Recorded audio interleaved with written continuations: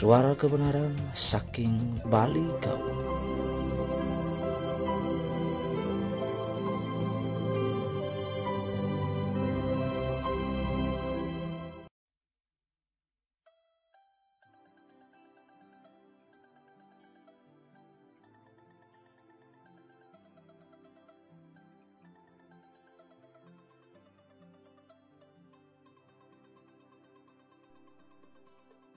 Tetap tresna Yesus seterusnya, yang tetap tresna Yesus seuripne. Dia stumbarai silih bergang ring hidup ditiangi, yang tetap tresna Yesus seterusnya, yang tetap tresna Yesus seterusnya, yang tetap tresna Yesus seuripne. Dia stumbarai silih bergang ring hidup ditiangi, yang tetap tresna Yesus seterusnya. Oh ide sang yang niki tiang piana ide penahan jeuripe diangi. Oh ide sang yang niki tiang piana ide gadia dia sekali jalan ide.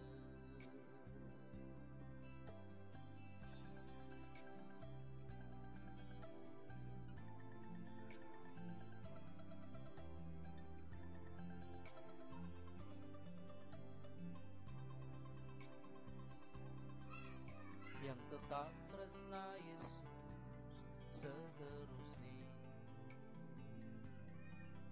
yang tetap tresna Yesus seuripne.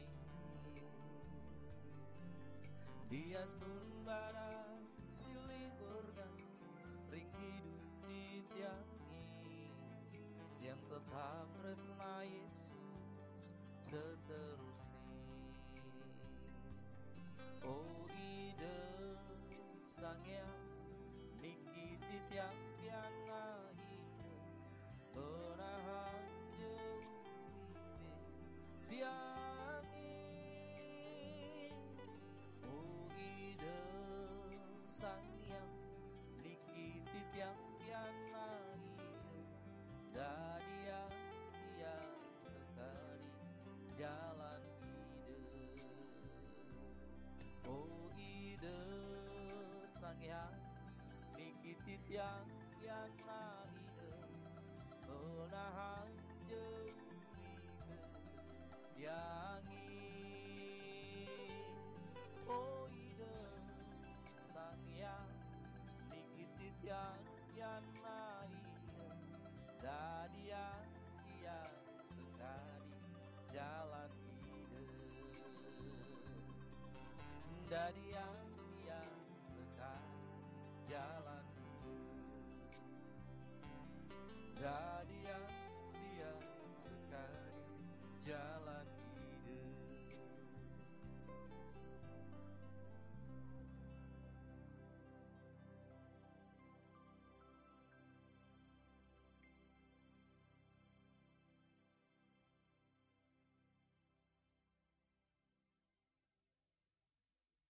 Seperti Bapa telah mengasihi aku, demikian juga aku telah mengasihi kamu. Tinggallah di dalam kasihku itu. Nah, hari ini firman Tuhan berjudul buah kekristenan. Ya. Eskalasi atau peningkatan. Ya, kita lihat. Ada deal. Ya, next ya, sampai sini dulu. Nah, Bapak Ibu Saudara yang dikasihi oleh Tuhan, 3 gambar berikut ini mewakili 3 jenis orang yang memandang masa depan dengan versinya masing-masing. How should we show about our future?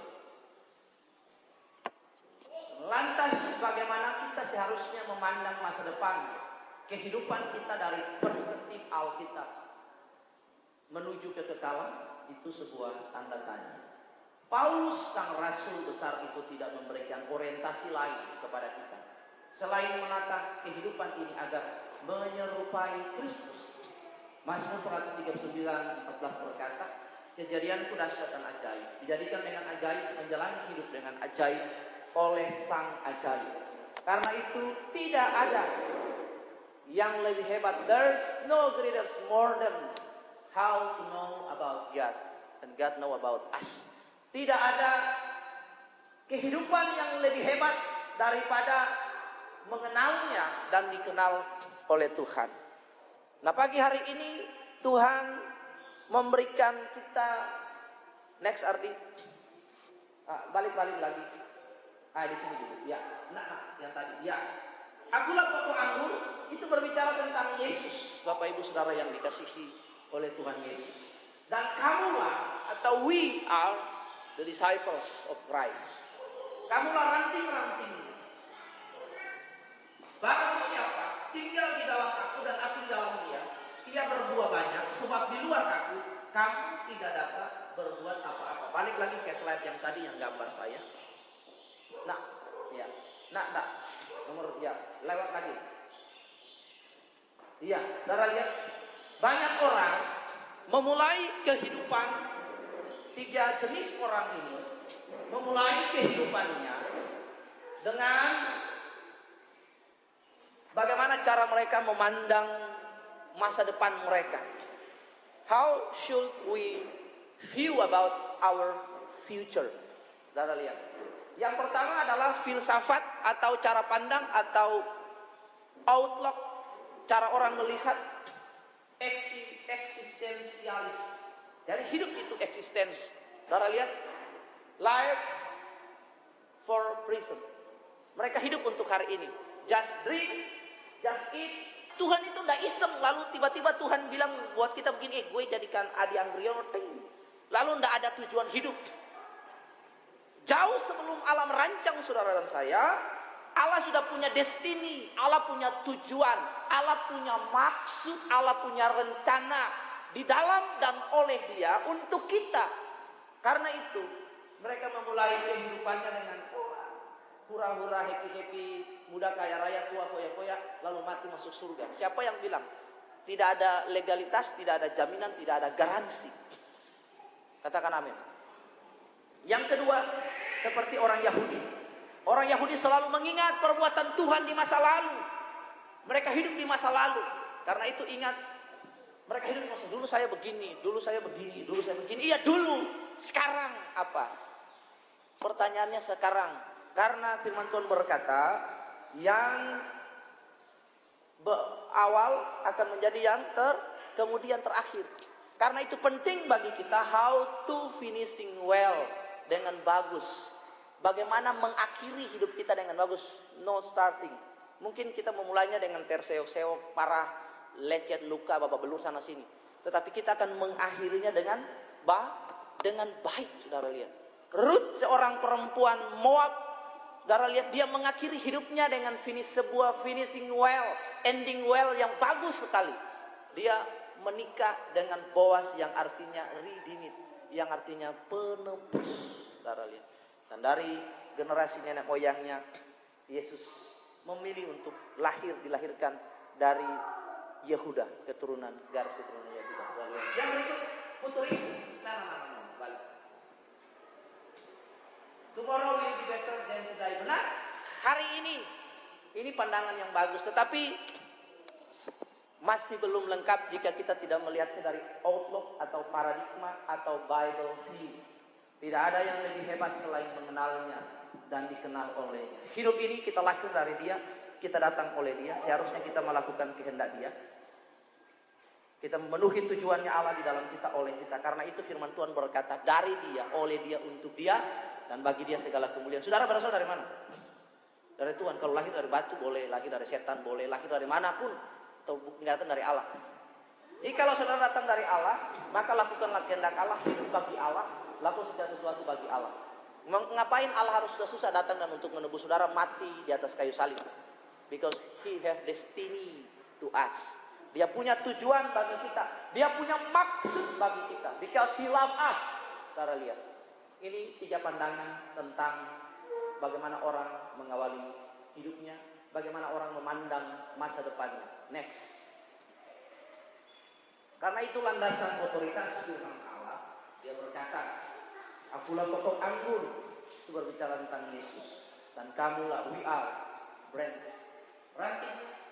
Barang siapa tinggal di dalam aku dan aku di dalam dia, itu baik. Ia berbuah banyak. Sebab di luar aku, kamu tidak dapat berbuat apa-apa. Yesus menganalogikan perumpamaan atau memperumpamakan dirinya. Dia mengambil contoh dirinya, memperumpamakan dirinya dengan pohon atau pokok anggur. Sebagai proses hidup, buah tidak akan begitu saja ada tanpa berasal dari pohon. Sebagai sumber hidup, dari mana buah itu berasal. Saudara perhatikan skema pohon. Dari bawah ada akar, kemudian tumbuh batang pohon, kemudian dahan, kemudian ada daun. Dan salah satu bagian yang paling integral yang lengket pada pokok yaitu dahan. Dari dahan itulah daun, ranting dan cabang-cabang kecil, kemudian bunga disesarikan. Nah, di batang pohon itu ada, di dalam kulit kayu ada serat yang berfungsi sebagai saraf pohon yang mengantarkan makanan. Yang disebut apa anak-anak batu penjuru? Kambium. Sari makanan diangkat dari akar, dia menemukan source, springs water, dia bawa ke akar, bawa ke kambium setor ke daun. Di daun itu ada proses namanya proses fotosintesis atau proses fotosintesa. Pemasakan daun, sinar matahari menyinari daun dan terjadi proses pemasakan makanan pada mulut daun yang disebut dengan apa anak-anak batu penjuru? Stomata. Kemudian dari stomata lagi disalurkan lagi melalui kambium sampai ke dahan-dahan dan lain, di spread sampai terjadi apa buah. Intinya terjadi sampai buah, dari situlah buah berasal. Yesus menganalogikan, balik lagi yang ada gambar orang tadi, menganalogikan dirinya jika kita tidak tinggal di dalam dia. Pokok anggur itu adalah pokok, itu adalah sumber prime yang utama, yang main. Without Him we are nothing. Tanpa dia kita bukan apa-apa. Saudara lihat, tanpa Yesus kita bukan apa-apa. Barang siapa tidak tinggal di dalam aku dan aku di dalam dia. Nah, kita tinggal di dalam dia dan dia di dalam aku. Dua-dua harus kompak. Jadi Jesus is our friend. Saudara, dia di dalam aku dan aku di dalam dia. Banyak orang bilang mengenal dia padahal tidak. Dan ia berbuah banyak. Sebab di luar aku kamu tidak dapat berbuah apa-apa. Kata buah diterjemahkan dalam bahasa Greka artinya karpos. Jika kita tinggal dan melekat pada Yesus, otomatis kita menghasilkan buah. Dan buahnya itu adalah lifestyle of Christ. Dalam Galatia pasal 5 ayat 19 sampai 23 menghasilkan buah-buah roh, the spiritual fruit. Ya, kasih, sukacita, kelemah lembutan, kesabaran. Ya, saya belajar sabar banyak dari anak-anak batu penjuru ya. Saudara lihat. Akulah pokok anggur dan kamulah rantingnya. Barang siapa tidak tinggal dalam aku dan aku dalam dia, ia berbuah banyak. Yang lebih sadis lagi, Tuhan berkata dalam Matius 12 ayat 30. Siapa yang tidak bersama-sama dengan aku adalah menjadi musuhku. If anyone not to be my companion, my friend, my gang, you will be my enemies. Jika orang tidak, siapapun yang tidak mau menjadi companion, menjadi friend, menjadi gengnya Tuhan Yesus. We are the Jesus gang. Katakan amin. Iya, kita gengnya Tuhan Yesus. Tuhan Yesus punya geng, ini kita semua. Iya. Gengnya Tuhan Yesus, siapa yang tidak bersama-sama dengan aku, yang tidak mau menjadi sahabatku, tidak mau jadi teman, yang tidak mau satu geng dengan aku, satu teman dengan aku, dia adalah sahabat. Tuhan bilang, siapa yang tidak mengumpulkan bersama-sama dengan aku, yang tidak bersama-sama, dia adalah lawanku, saudara. Enak apa jadi lawannya Tuhan? Nah, jadi lawannya orang sesama tetangga kiri kanan aja susahnya minta ampun. Amin. Iya, coba bayangkan saudara tinggal di satu perumahan, pintu perumahan cuma satu, pintu gapura satu, lalu saudara bertengkar kiri kanan minimal 3-4 rumah, satu di pojok, biasanya perumahan untuk kota ya. Nah, kayak begini, satu di sini, satu di sini, satu di situlah, perempat atau 2-3. Tiba-tiba saudara mau keluar, cuma satu pintu gerbang. keluar mau ketemu begini, dia lagi. Ketemu, aduh dia lagi belok kiri belok kanan. Sama teman manusia yang kita hidup sama-sama bersosialisasi, kita mengadakan permusuhan atau kita bermusuhan saja susahnya minta ampun, ribut, ribet. Apalagi dengan Tuhan kalau kita jadi musuhnya Tuhan. Karena itu saudara lihat, Yesus mengumpamakan dirinya, akulah pokok anggur. Mari tinggal di dalam aku, jika kamu tinggal kamu pasti berbuah banyak. Saudara lihat. Nanti kita lihat buah-buah kehidupan. Saudara lihat. Next. Karena itu Bapa di sorga tidak ingin kita hidup tanpa mengalami peningkatan atau pertumbuhan. Yang pertama, pertumbuhan harus secara rohani, spiritual. Sama dengan jasmani. Pertumbuhan jasmani harus sama dengan pertumbuhan spiritual. Spiritual grow up. Saudara lihat. Nah, jika Jenny atau Moshe terus dalam posisi sebagai anak-anak, apakah orang tuanya senang? Tidak. Mereka harus besar terus. Semakin besar akhirnya sampai memenuhi alam menuju tujuannya dalam hidup mereka. Itu yang Tuhan mau. Ada the progressing of life. The progressing of life, of life. Saudara lihat progres daripada kehidupan manusia normal yang kita hidup, kita bekerja saja, kita mau progres dalam hidup ini. Biasanya progres manusia itu yang masih belum menikah, mereka bikin dalam beberapa hal. Saya sekolah selesai, saya kuliah, saya bekerja, and gain much more money, mengumpulkan banyak uang, and looking for some beautiful girl, and I invite her to marry with me. Kan banyak orang kuliah, sekolah, uang banyak, setelah itu lihat dulu beberapa wanita yang cantik, kemudian pilih salah satunya, mengajaknya, mengundangnya menikah dengan saya, membangun houses, rumah. Saudara lihat. Itu kan fisik. Dan itu pertumbuhan. Secara fisik, masuk logika, iya. Tetapi yang Tuhan mau, Bapa di sorga tidak ingin kita hidup tanpa mengalami peningkatan atau pertumbuhan. Karena itu Bapak Ibu yang dikasihi oleh Tuhan, yang Tuhan mau bagi kita adalah ketiga spiritual rohani kita. The spiritual journey from the Christian life, day by day, increase in the presence of God. Hidup rohani kita, perjalanan kehidupan rohani kita, setiap hari bertumbuh di dalam hadirat Tuhan, pengenalan akan Allah, otomatis yang dicari bangsa-bangsa. Everything will be added into our life. Food, drink, houses, and everything that we need in our life. Dan semua yang kita perlu, yang kita butuh dalam hidup ini Tuhan akan tambahkan. Karena yang Tuhan mau pertama, yang pertama spiritual grow up dulu. Buahnya itu.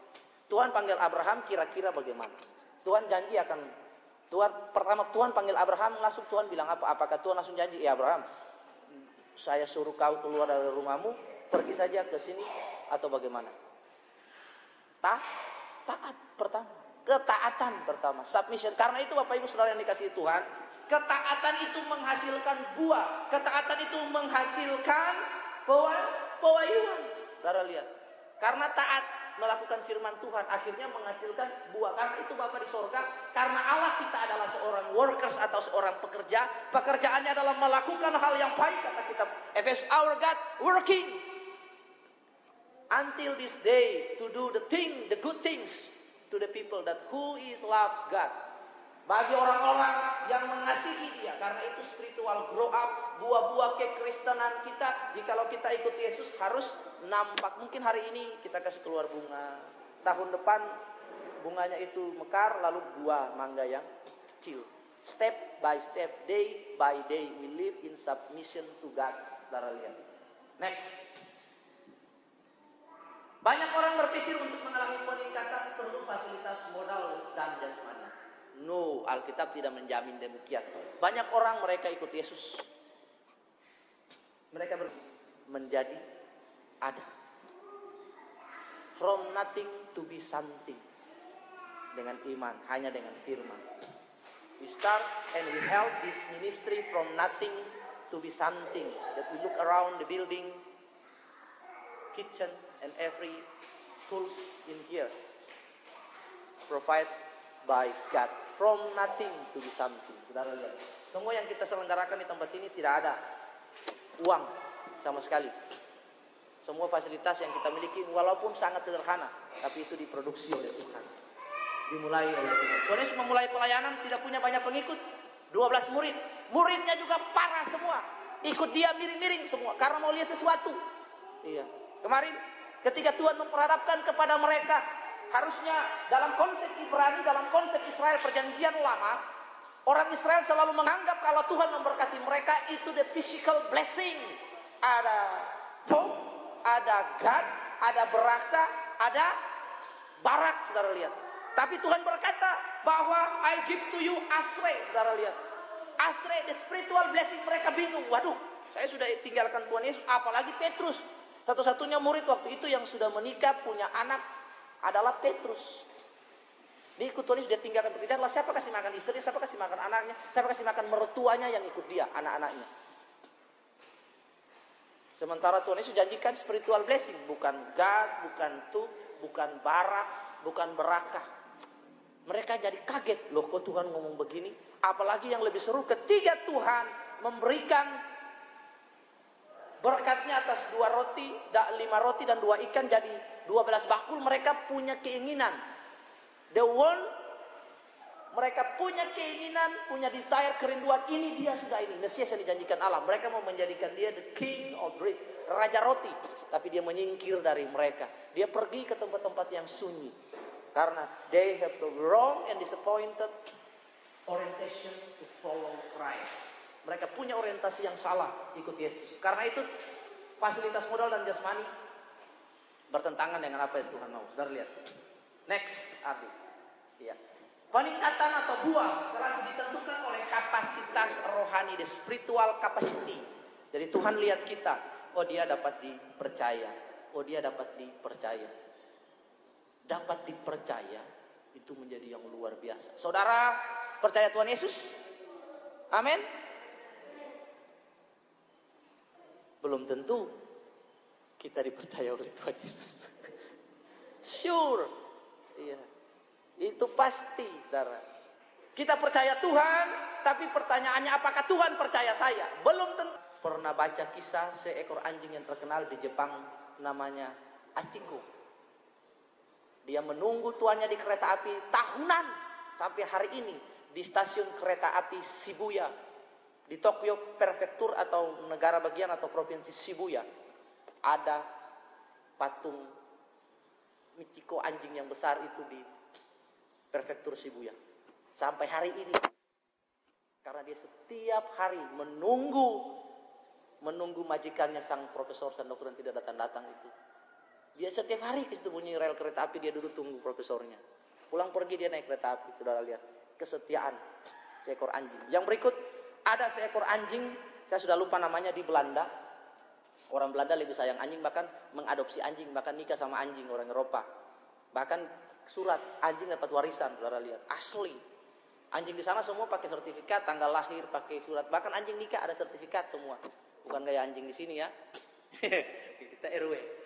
Jadi anjing ini di Belanda itu kalau orang itu sudah duduk di kursi A di gereja presbiter, gereja yang besar, sudah duduk kursi A, dia seumur hidup duduk di kursi itu, kursi kayu yang besar-besar duduk. Dia bawa anjingnya. Jadi karena suaminya mabuk, perokok dan lain, anjingnya itu dibawa untuk ibadah di gereja. Jadi anjing itu hari Minggu duduk di kursinya. Gitu. Ikut ibadah di gereja. Lalu suatu saat istrinya ini meninggal. Istrinya meninggal karena setiap hari Minggu anjing ini pergi ke gereja. Hari Minggu suaminya tidur malas mabuk. Dia marah, dia jengkel. Dia pukul anjingnya karena setiap hari Minggu anjing garu-garu kaca. Mau pergi gereja, dia akhirnya curiga. Dia sudah kasih makan, sudah kasih alkohol, akhirnya dia buka pintu. Dia mau cari tahu anjingnya. Suatu hari dia buka pintu, anjingnya pergi. Dia ikut dari belakang. Betapa kagetnya anjing masuk pintu gereja. Anjing duduk persis di sebelah istrinya punya tempat duduk dengan dia. Dari situ dia bertobat. Ini menunjukkan bahwa kita harus mengakui dengan jujur. Amin.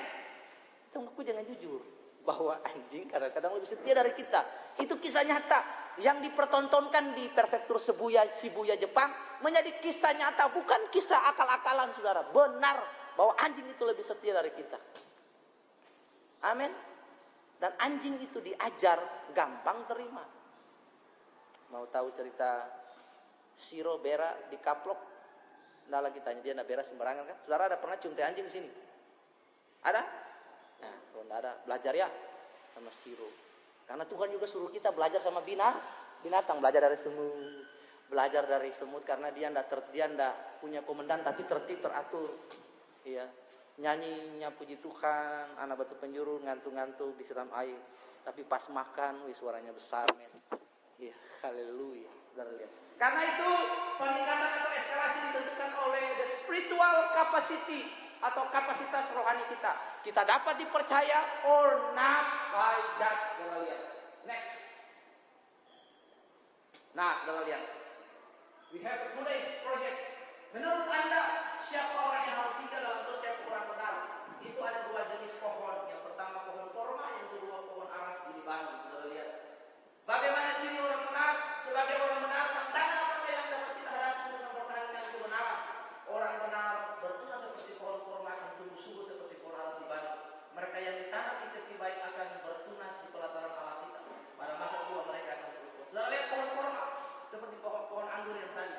Kuat, dapat dimakan, pohonnya dapat digunakan, tempat berteduh, gurun. Di gurun, tahan terhadap proses badai.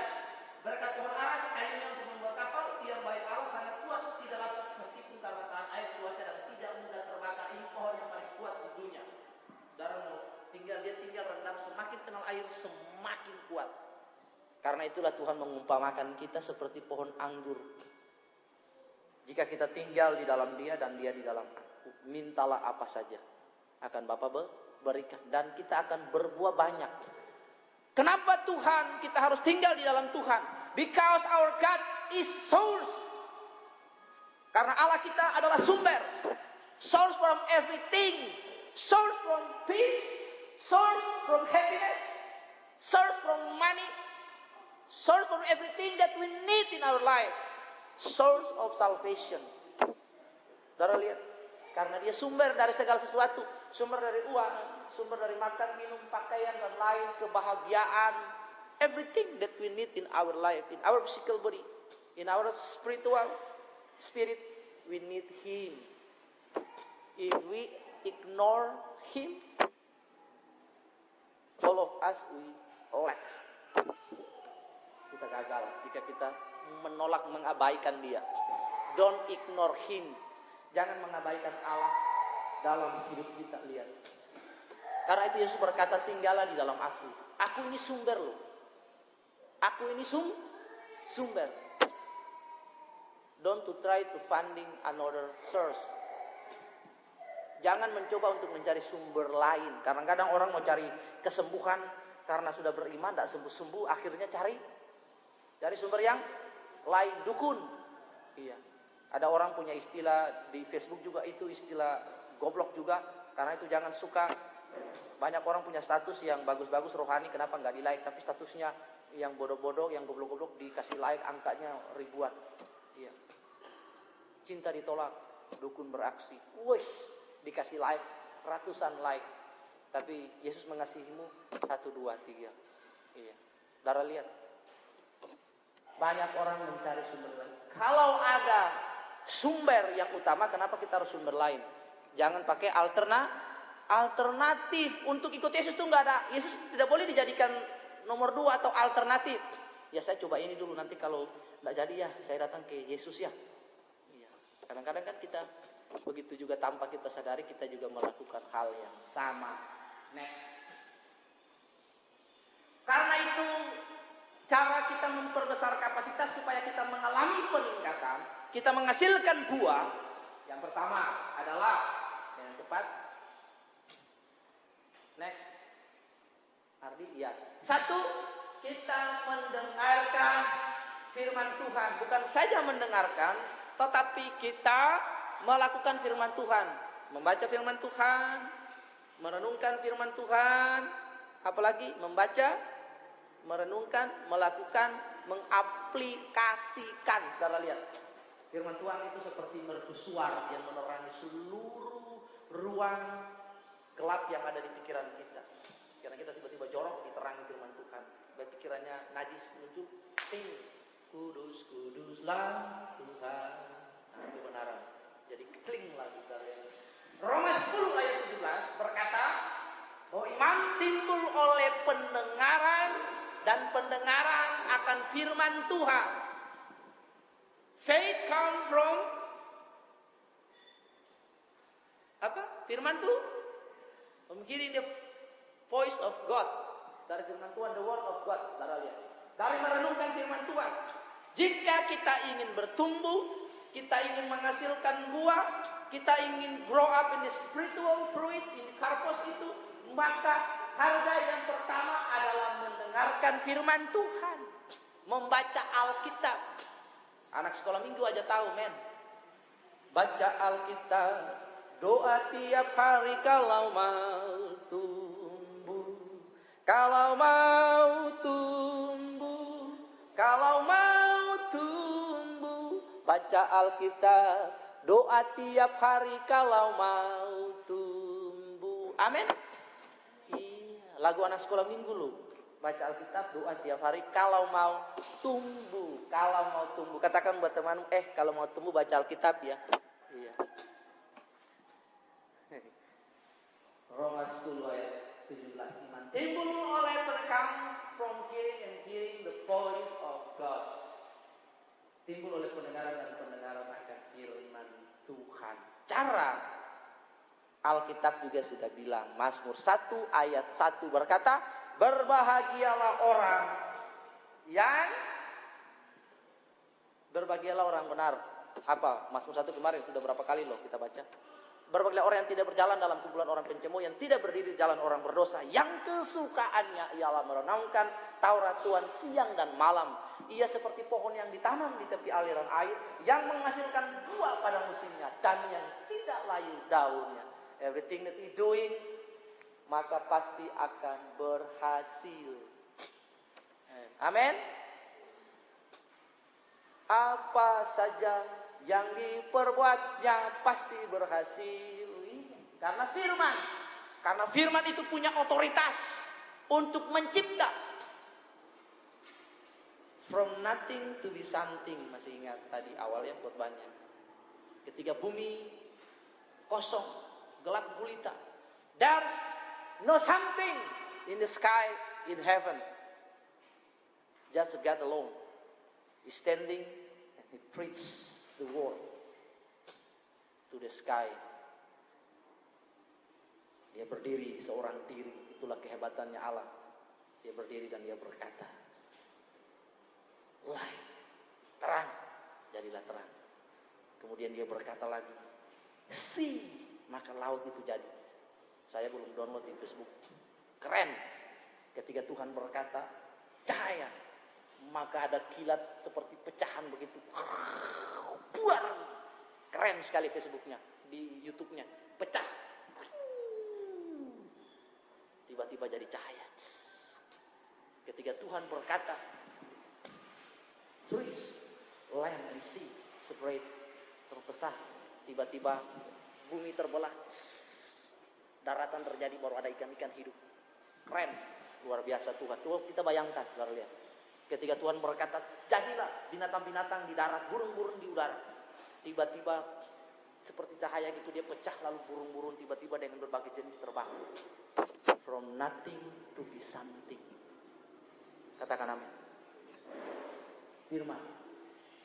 Yesus menyembuhkan orang dengan firman. Rasul Paulus menyembuhkan orang juga. Rasul Petrus, Yohanes dan Yakobus berkata di pintu gerbang anak domba, I don't have silver and gold, but I have in Jesus' name. Raise up and heal in the name of Jesus. Bangkit dan berjalan. Dia tidak punya emas dan perak, tapi yang dia punya Yesus. Hanya firman. Karena itu lagu berkata, firman-Mu berkata, apa? Kau besertaku, maka kuat roh dan jiwaku.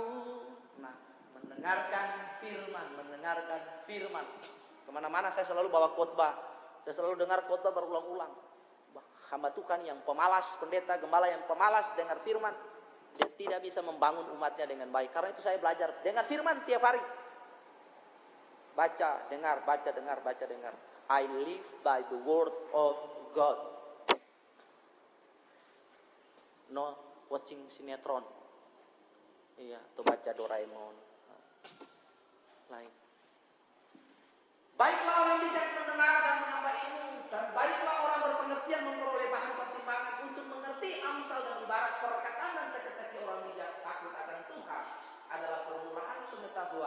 tetapi orang bodoh menghina hikmat dan pendidikan. Ini adalah the invitation of wise. Undangan untuk kita untuk berhikmat. Who is the wise? God is the wise. Siapa itu hikmat? Hikmat adalah Tuhan. Karena itu hal ini sejajar berbanding lurus dengan apa yang dikatakan oleh Yesaya pasal yang ke-9 ayat yang ke-5. Bagian B, kalimat pertama dia berkata namanya disebutkan orang penasihat yang ajaib. Kenapa penasihat yang ajaib? Siapa itu penasihat? Yesus, firman-Nya ajaib, perkataannya ajaib. Semua nasihat Alkitab gitu, tidak ada yang meleset. Amin.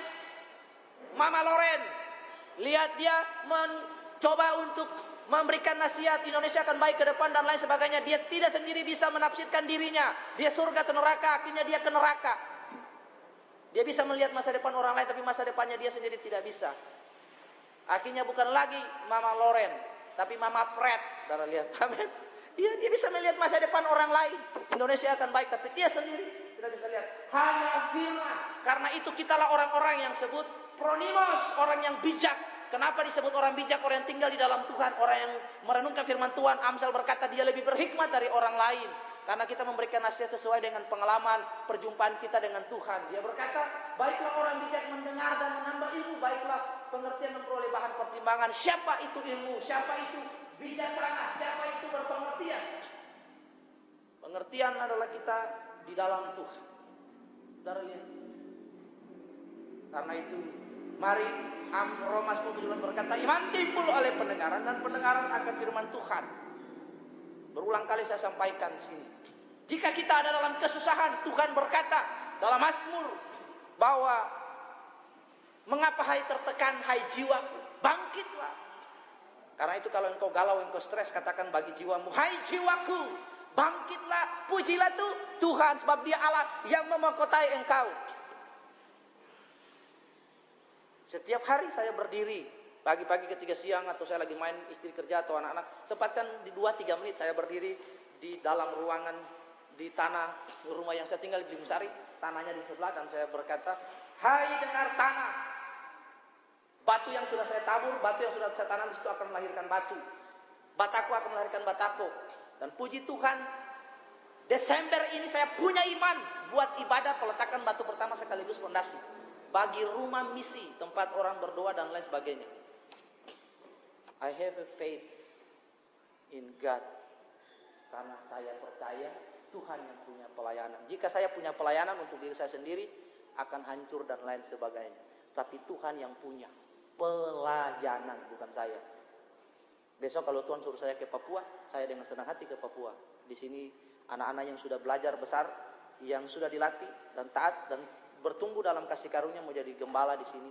Tuhan yang pilih, Tuhan yang pimpin, anak-anak di sini sendiri yang jadi gembala. Not me, not my son. Karena gereja ini bukan kerajaan Elroy, tapi the God's kingdom. Tuhan punya. Katakan amin. Anak saya punya masa depan dalam tangan Tuhan.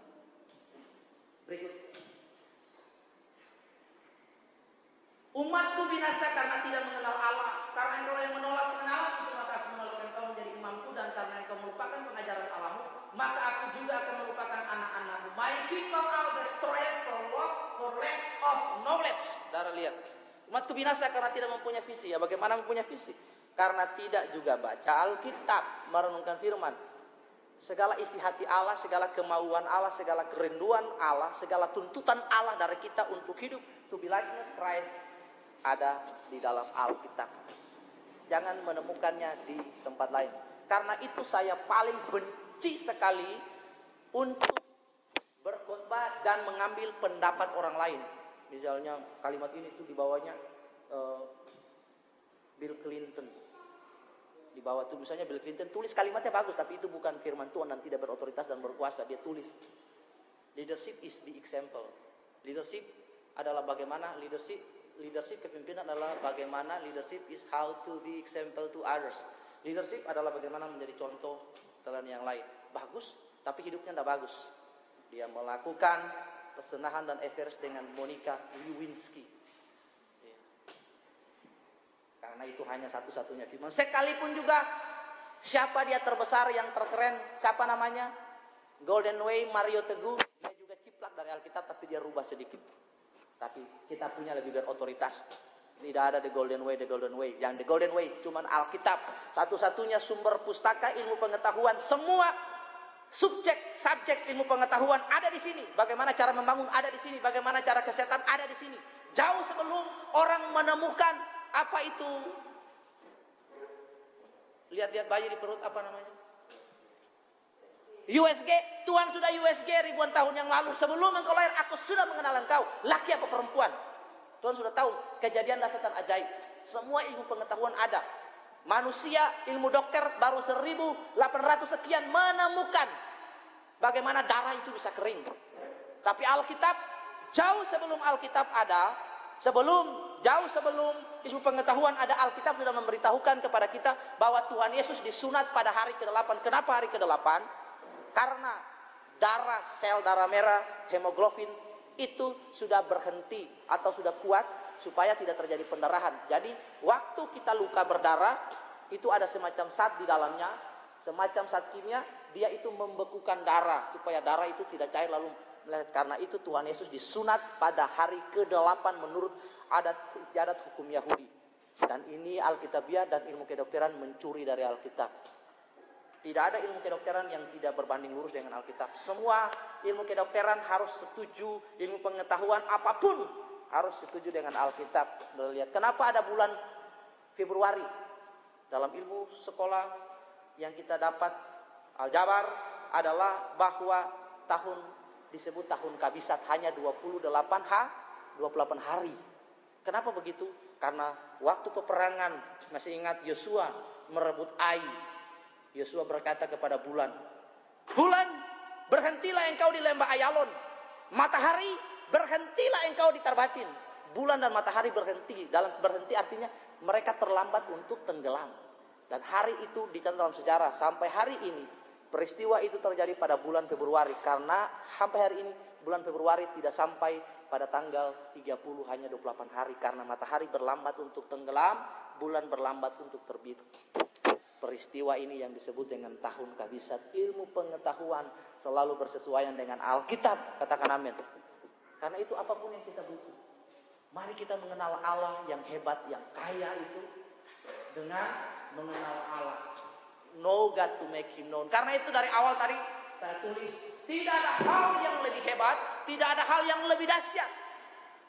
Selain mengenal Allah. Dan dikenal oleh Allah. How to know God and make Him known in our daily life. Next. Bagaimana membuat jadi kenal?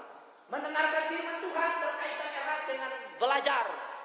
Seorang yang memutuskan untuk berpuas diri dan berhenti belajar adalah orang yang memutuskan untuk menjadi orang yang gagal. Saudara lihat. Amsal berkata, tidak ada orang bodoh di dunia ini, yang ada orang malas di dunia ini. Karena itu apapun belajar. Saya saja sampai pembungkus nasi kuning itu pun saya baca. Di situ saya pernah dapat satu kalimat yang luar biasa bagus, itu menyukakan saya. Saya dapat pengetahuan dari situ. Membungkus nasi kuning. Karena itu mari mendengarkan firman Tuhan berkaitan erat dengan belajar proses menjadi murid. Karena itu firman Tuhan, dengarlah. Mari kita mendengarkan firman Tuhan. Iman timbul oleh pendengaran dan pendengaran akan firman Tuhan. Next, cepat sekali. Ya, contoh. Daud yang menjadi gembala, kemudian tiba saatnya dipromosi Tuhan jadi raja. Musa juga gembala, jadi pemimpin bangsa. Yusuf seorang budak yang dari perdana menteri dan lain sebagainya. Murid-murid yang jadi penjala ikan, mereka menjadi penjala manusia. Orang-orang biasa dirubah oleh Tuhan. Karena itu kita harus setuju. Tuhan berkata bahwa Dia menggunakan orang-orang yang bodoh bagi dunia untuk mempermalukan orang-orang yang hikmat bagi dunia. Karena itu Dia tidak memilih orang yang pintar selain nelayan. Waktu itu karena pekerjaan pokok di Galilea, di daerah bagian utara dari Tuhan Yesus, tinggal waktu itu daerah Galilea itu di danau. Karena itu Dia pakai orang-orang yang sederhana. We are the ordinary people, but if we live with togetherness with Christ, we are the extraordinary people. Kita orang-orang biasa, tapi jika kita tinggal dengan Tuhan, kita akan menjadi orang-orang yang luar biasa di dalam Tuhan.